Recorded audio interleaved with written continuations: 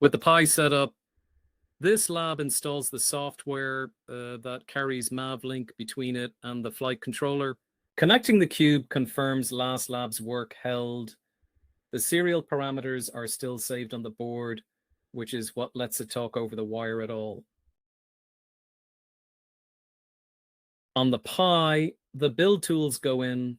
Two are easy to overlook: pkg config and the system development files, and without them, the build fails partway through. The mavlink-router source is cloned along with the submodules its build depends on.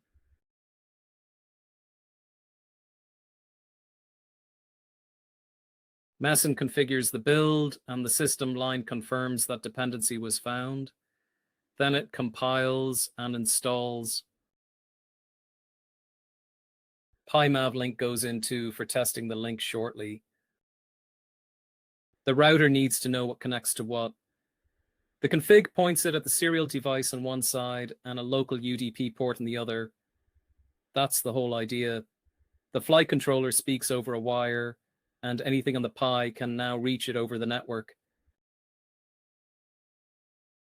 Enabling the service makes it start on every boot, and starting it brings it up now.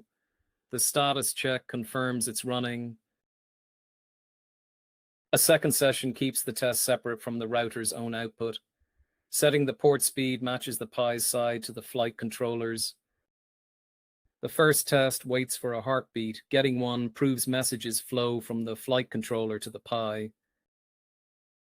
That only proves one direction, though. Sending a parameter request tests the reverse, the Pi talking back to the flight controller. QGC's Mavlink console confirms it from the other end, onboard mode with messages moving both ways.